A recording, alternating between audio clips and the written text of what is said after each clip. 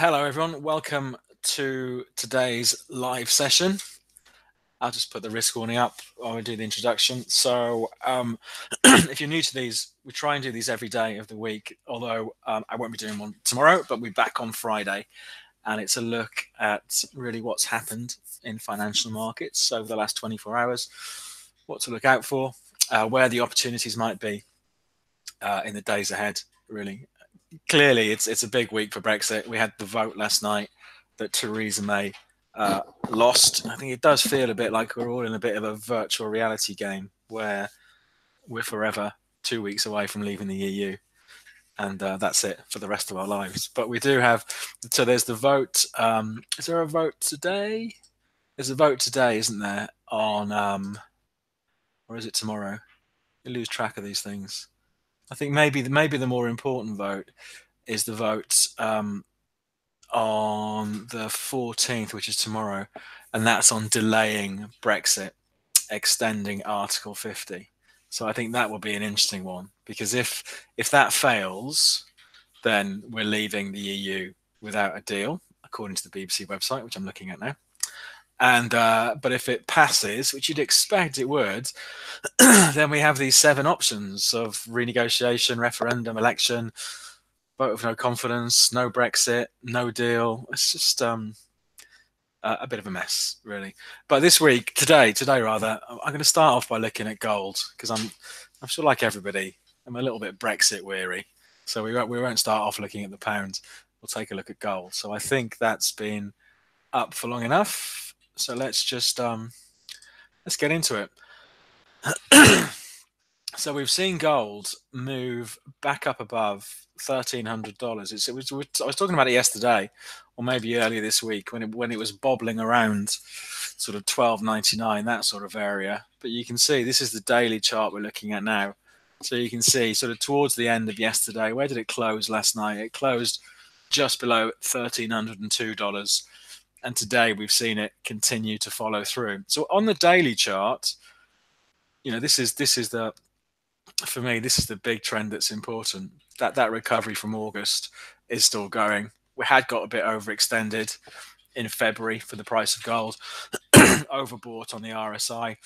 So the market sold off. But again, it shows, I think, the importance of these big levels. You know, when it comes to placing stop losses, I think one of the mistakes that people make is placing stop losses just randomly, you know, where really we want to look at areas where the market's turned around in the past. And, you know, a week and a half ago, when gold was trading around 1280, you know, we were looking back to these lows for the year, 1275 lows for the year on gold. And once again, at least, they have continued to hold. So far, it's performing as you'd expect. You know, the trend's chugged along. We've had a bit of a sell-off. We've held above an important medium-term low, should we say. The RSI went quite oversold, or stayed oversold for a while, and it's hooked out. The MACD, assuming we see a bit more strength today and tomorrow, we'd expect the MACD down here to give a buy signal. So it's all pointing for a run back up towards 1350. Of course, it's sod's law after looking at all that now. It'll dump to 1250 tomorrow. But everything is as it should be, I think, in the price of gold. So it's chugging along. I still think, you know, gold, it's come a long way since those lows in August. It's risen, where it is now, $150 higher than the August lows. But I still think, given the global uncertainty that we've still got this year, given maybe, I mean, the dollar is strong at the moment, but if we saw that change, I think it could still be an interesting year for gold. So let's see what happens. Let's flip it over to the hourlies though, and just take a look at this move and the levels. Here we go. So that was it, sort of hovering around 1280, taking its time, and then started moving. Was it end of last week? March the 8th, end of last week, started moving, and bang. So we've got a nice little recovery going on. So I think breaking out of this downtrend as well. So for now, I think the opportunity is now, if you wanted to buy in, for example, if we saw it come under pressure and maybe dip down below 1300, it'd be interesting to see if the buyers came back in. And looking, the closest I would want my stop, if we did see a dip down there, I suppose you could argue you could have it below 1290. which is the lows for the week. But the more conservative stop would be the other side of 1280. But let's see. Let's see what happens. But it is chugging along quite nicely at the moment, the price of gold. Let's take a look at the oil price. Nothing's changed on oil, really. We're still actually saying that. It's about. It looks like it's just getting a move on now. Actually, we've got the oil inventories this afternoon. So at 3:30 UK time, typically on a Wednesday, every Wednesday, we have the US crude oil inventories, and it's basically how much oil is stockpiled in the US. So we're looking at oil, over recent weeks. It's still been bullish, rallying off those lows, those $42 lows, 42 and a half around about Christmas last year. But I've been saying, well, maybe 58 to 60, where we've been for a while now, is going to be something of a problem. So it has traded as high 1st of March, very briefly above 58. So it went to 58.04. At the moment, let's just flip it back to an hourly. Here we go. Bit of strength again, 57.80 at the moment. So we are 20 cents below the highs reached in this recovery. So arguably, if you wanted to go short, the risk reward is good up here, because by definition, if we're looking for it to turn down, it should start running out of steam ahead of this 58 level that has been a barrier. I think the flip side to that is, I think if we saw it move through 58, we could get some volatility this afternoon on these crude oil inventories. But I think if we saw it move through 58, I would guess there would be a lot of stop losses above 58 from people who have sold short that get triggered and maybe push the price higher. So oil's interesting going into this afternoon to have a look to see what happens up at this 58 level. So at the moment, we have seen it for 3 weeks now, run out of steam up here. And you can see, looking at the RSI on the hourlies, we're heading towards overbought again. Let's take a look on the dailies, what it looks like on the dailies. Okay, not quite into overbought on the dailies, but that's going to be an interesting market to watch this afternoon. But I do think, I think it's still positive. Don't get me wrong, and I've got some sort of medium-term trades for the rest of the year on oil. But I think we just need to think it's risen 30% in less than 3 months, with not much in the way of pullbacks. So I think if we are going to see some nerves coming in, 58 to 60 is an area. I think a better setup for a trade would be if we did see it come under pressure, have a look at 53 again, and maybe it brings in some fresh buyers. Let's see what happens this afternoon. But 58.04 on our platform has been the high for US crude so far this year. Right, we have avoided the B word for the first 10 minutes, but now it's time to start talking about Brexit again. So we had it's been quite a week, obviously, for the pound, with the twists and turns of what's been going on in the political world. Yesterday, when we came into this yesterday, where were we yesterday on the seminar? About here, we'd seen the pound fall heavily from about 11 o'clock yesterday morning on that statement from the UK Attorney General saying that Theresa May's deal didn't change anything. So we saw the pound drop. And I was saying yesterday that we have seen sort of 129.50 to 130 hold the price up. And I said that even though the market had gone crashing down on Tuesday, it hadn't taken out the lows from the day before. So I said it wouldn't be surprising to see it try and claw its way back up. We did see a bit of a movement until about 2 o'clock in the afternoon, then just chop, and we are seeing the pound moving higher today. So we've it's traded as high as 131.70, 74, something like that. So for my money, I still think a run back to 133 is maybe the least the line of least resistance. So I think maybe we'll see it push back up to there. We have the old highs from February at 133.40. Clearly, anything can happen with the political situation at the moment. But for the year so far, the recovery is still going. I've just flipped this over. Sorry, I keep flipping around between the charts. The recovery off the January lows is still going for the pound. I think I've said for much of this running into Brexit, the worst case scenario for the UK is known from a financial markets point of view. If we leave the politics aside, the worst thing that financial markets one thing they fear is a no deal. So we know what that is. So anything that isn't a no deal is arguably better for the pound. So I think that is why we have seen, I think, these markets recover, or the pound recover this year. I mean, clearly, if there was going to be no Brexit, you'd expect the pound to go soaring through the roof if Brexit got called off. So from a pound bull point of view, that's the absolute best case scenario. But we know the worst case, So I think anybody expecting, these words might come back to haunt me, but anybody expecting the pound to fall off a cliff if we did end up leaving at the end of this month, I think is going to be disappointed. I think we've had the massive volatility for the pound, and we had it in the second half of 2016. So let's see what happens. But for now, we've got the votes, various votes going on this week, So I think it's a hard market to trade, but obviously, well, for me anyway, if we see it sell off to 130, the low 130s, it's interesting to look for buying opportunities, because that's where we've seen buyers come back in.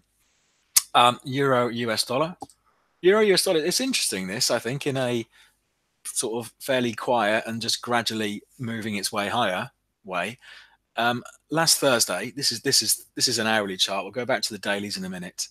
This was Thursday's trade. So we saw Euro US dollar sell off heavily last Thursday on that European Central Bank statement saying that the economy was slower than they thought. They were going to delay any interest rate rises till 2020, and a fairly downbeat outlook. So we saw the euro under pressure, traded as low as 111.80-ish last Thursday. But since then, you can see the recovery continues, and we have maybe not quite pushed to fresh highs today, but we have been briefly above 113.04. So we've got a great little trend that's been chugging on there. It's only moved. What's it moved? 110, 115 points in 5 days. So there really is a lack of volatility for euro US dollar at the moment. But it goes back to what I was talking to earlier this week. When we had that break on Thursday, it broke below the lows from November. And these were actually the 2018 lows. So they were big levels.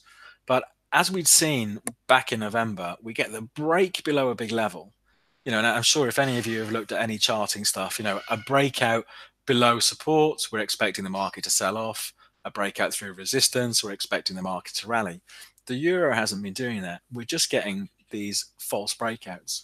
But I think they are still can be trading opportunities, because if a market breaks a big level and doesn't sell off, then it tells you something. It tells you there wasn't really the conviction that prices were going to go lower.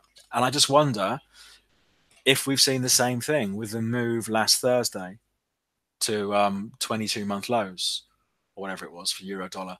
And we have seen the market recover since then. It's still incredibly low volatility compared to the pound.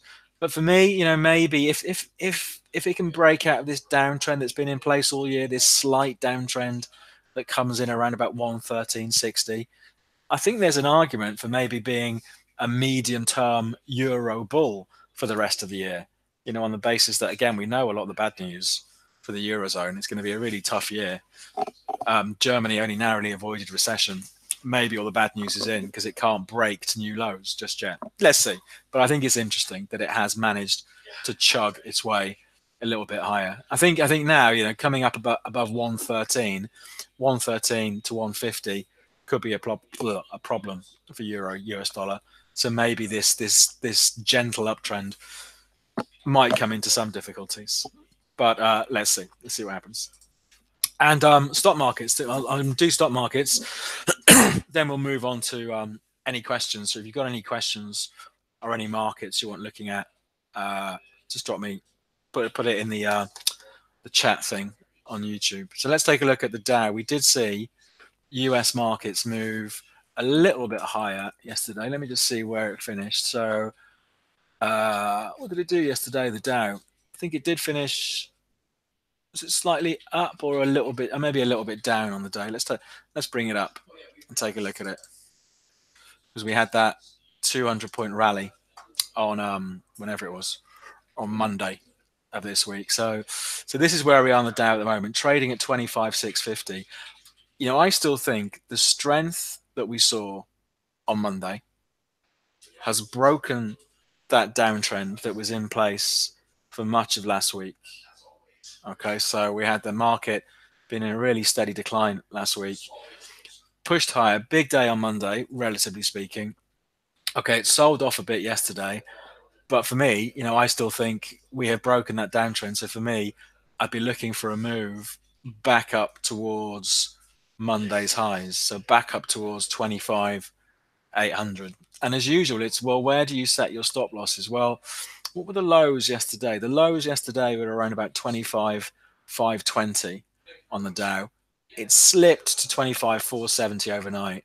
So I think it will be interesting if it comes under some pressure at the open. I'll be watching for it to stabilize and see if we see the buyers come back in. So that's the short-term view. The bigger picture view, I think, is still somewhat unresolved. We have come an awful long way. We've rallied 4,000 points since the Christmas Eve low on the Dow, and we're now bang on, or we had been bang on, these old highs from November and December last year, from 26,000 to 26,320. So again, up here, you'd be expecting a bit more back and forth, and that is what we've had during March, but maybe it goes up for another retest of these levels. But I think if we're going to see it run out of steam medium term, this is maybe the big level to keep an eye on. Let's see what happens. Let's take a look at the NASDAQ, because that had been incredibly strong. Let's see what that's done. That is pushing higher today. This is an interesting one on the NASDAQ. So in the out of hours market, because it opens at 1:30 officially. So the out of hours market, it is pushing out to new highs for this recovery. So it's traded as high as about 72.40, which does put it breaking through the old highs from November. So interestingly, the S&P 500, the broader US stock market index, and the Dow Jones have yet to break through their November highs. The NASDAQ is doing it now. So I think it's going to be a really interesting couple of days. So at the moment, it's we're only an hour into the first break of these major levels. See what happens this afternoon. See if we can see further strength. And are we going to see the NASDAQ leading the rest of these indices higher? Let's take a look on the hourly and see if we go. So I think if we were going to trade that, if you wanted to trade this breakout, let's say you think this is a valid breakout. I mean, for me, probably the closest I would want a stop loss would be under the lows of yesterday. This is the NASDAQ 100. So about 71.55, 71.60. These were the lows from yesterday. So I think that's going to be maybe the more interesting market to watch. If you were going to watch stock markets, maybe for this afternoon, maybe the NASDAQ 100 is a bit more interesting than the Dow to see what happens. So we had a quiet day yesterday, but in the overnight session, it is pushing out to fresh recovery highs for the year. So an interesting one to keep an eye on. So for me, if it sold off, again, waiting to see if strength comes back in and looking to see if yesterday's lows hold. So yeah, see, NASDAQ is definitely an interesting market to keep an eye on. And then finally, the DAX. We've seen a bit of a sell-off this morning in the DAX. It's been a little bit boring, I have to say. So it sold off a little bit, the DAX this morning. So it closed yesterday when US markets closed around about 11,500, 11,520. Sold off a bit this morning, but it did hold. Again, I can't stress enough, I think, the importance of previous highs and lows. And we had it, so far at least, holding above the lows for the week. The lows for the week were 11,460. It traded as low this morning as 11,485. And so far it's bounced back about 40 or 50 points. So again, I think it's been a bit of a quiet start to the day for the DAX. But I think that big level to watch for the rest of this week, those lows from Monday around about 11,460. That's a very, let's see what happens. But I think maybe the NASDAQ is the one to watch this afternoon. Right, let's take a look at some of the questions. What's a good stock to invest in? That is the $1 million question, isn't it? I think anything that goes up is the flippant answer. I mean, clearly there's a whole universe of stocks out there. On here we tend to talk more about indices and commodities and the major currencies. But for me, from the principles we talk about in this about trading with the trend or that sort of thing, I think it's the same for stocks. For me, I want to find stocks that are trending uh, in the right direction. I think it's definitely got a lot trickier in the last few months. But if you look at, for example, not that I'm saying this is a good stock to invest in, but if we look at the performance of some of these massive trending tech stocks, here's Netflix as an example. Netflix, when it broke out in 2016, it broke out to fresh highs through 136 a share, and that trend continued. And I think that the knack is trying to buy into trends like this. And I think the mistake that too many people make is they want to try and buy stuff that's falling and wonder why it carries on falling. So I think for me, one place to start if you're looking for stocks is find stuff that is in a good uptrend, and it definitely has got trickier since sort of October, November last year, when everything got a lot more choppier. Someone's posted in a language I'm afraid I don't understand there, Stanislav. So I don't. If you can run that through Google Translate, I might be able to answer it. Can we have a look at Nestle? So that's again a stock. Let's have a look at Nestle. Here we go. Let's bring that up. So I'm not quite sure why we got weird looking charts there. I think maybe it just trades funny hours or something. But it's an interesting one. I mean, going back to what we were just talking about trending and stuff. We got a good trend going on. I've drawn the wrong line there. Going on in Nestle. This going back to almost June 2017. So an 18-month plus high was 87.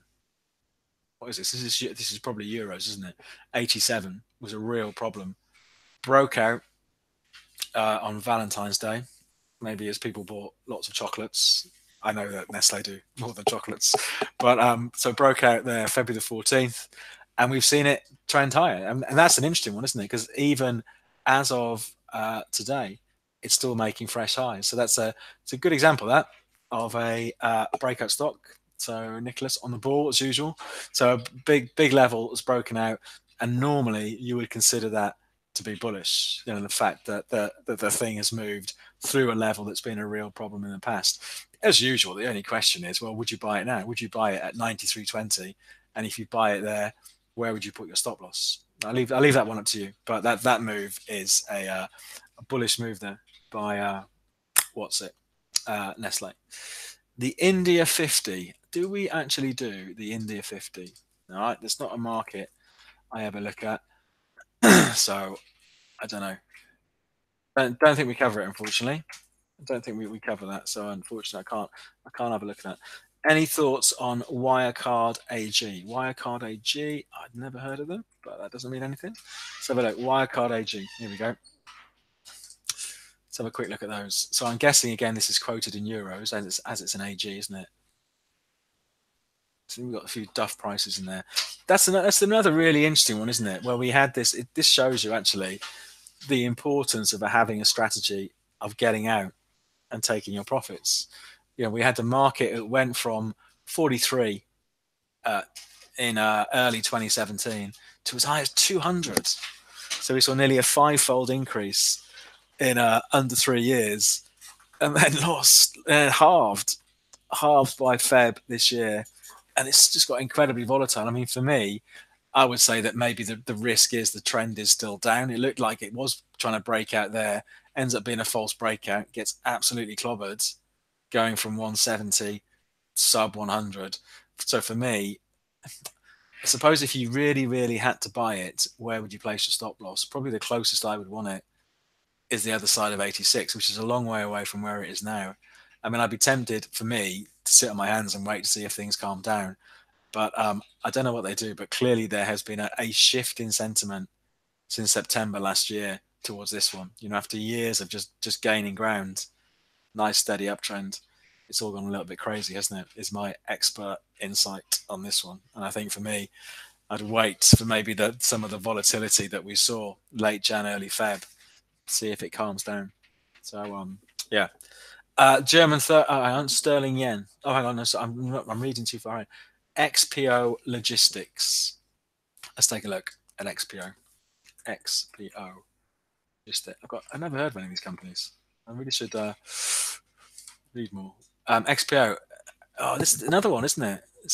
These are really, look at that. So that great examples again of having a strategy to get out. So it goes from 20. When was it at 20? 2016. As high as 115 as recently as September last year. And then has absolutely plummeted, hasn't it, since then? I mean, I think this is I think there's an aggressive trade here if you really wanted to do it. So let's say you weren't in it at the moment. You could make the argument for an aggressive investment or an aggressive trade. Okay, you could take the view. Okay, it absolutely fell off a cliff from October. So it traded from 116 as low as 40, pretty much. We have seen something of a bounce back. I would say the jury is still out on whether this trend has really changed, but it did manage to bounce back about 50% off the lows. So I would say, as an aggressive trade, there is an argument to be a buyer with a stop loss below 40.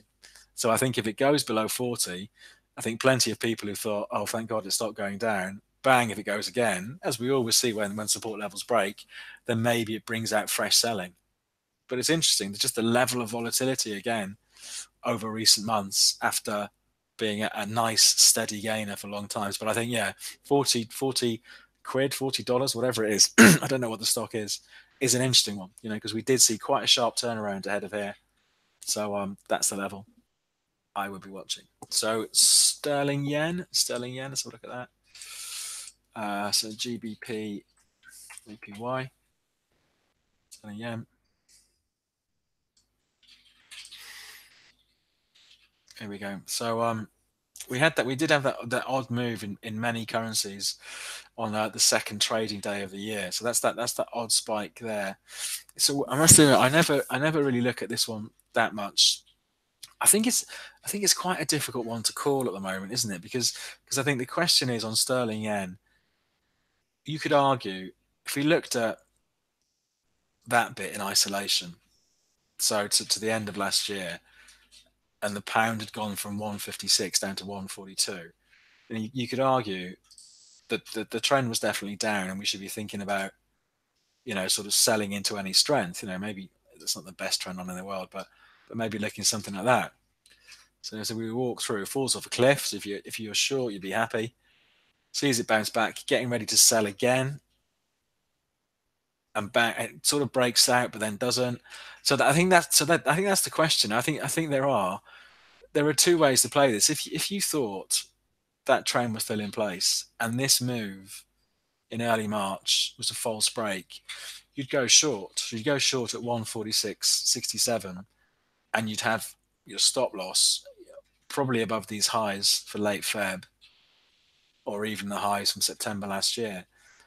And for me, if it breaks through these levels, if it breaks through, let's call it 150, it does look like that downtrend from Feb last year has changed. But I do think it's always difficult when it's like this, because you're wondering, when it's doing this and it's falling away from the trend line, you're thinking, well, that's great. It's doing exactly what it's meant to do. But I think when it's sort of having a look above and it's getting quite choppy around the level, I think it's a very difficult thing to know. But I think let's come back to it and see. So I mean, arguably, I might rather be a seller rather than a buyer, and with a stop above those highs.